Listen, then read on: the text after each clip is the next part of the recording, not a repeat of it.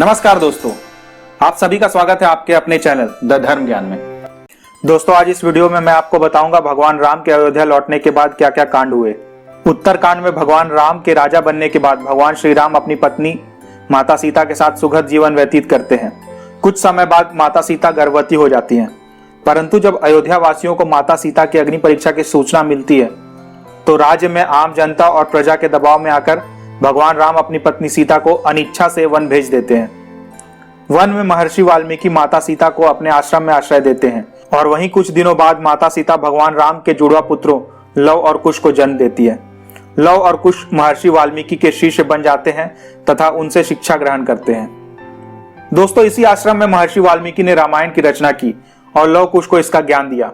कुछ वर्षों बाद जब भगवान राम अश्वमेध यज्ञ का आयोजन करते हैं तब महर्षि वाल्मीकि लव और कुश के साथ वहां जाते हैं। भगवान राम और उनकी जनता के समक्ष लव और कुश महर्षि वाल्मीकि द्वारा रचित रामायण का गान करते हैं। जब गान करते हुए लव कुश को माता सीता को वनवास दिए जाने की खबर सुनाई जाती है तो भगवान राम बहुत दुखी होते हैं।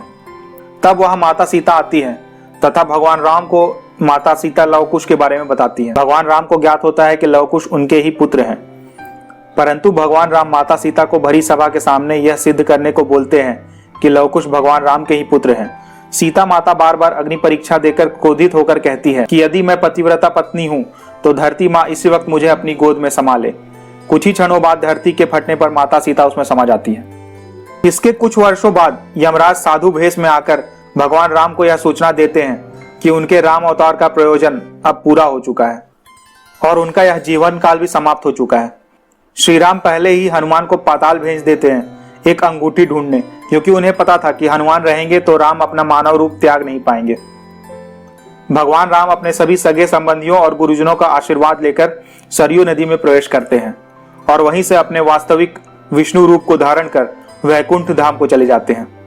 दोस्तों, यदि आप संपूर्ण कहानी विस्तार में सुनना चाहते हैं तो कमेंट करके मुझे बताएं।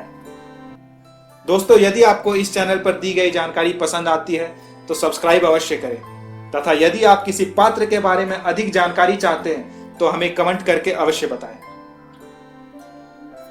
देखते रहिए द धर्म ज्ञान। धन्यवाद।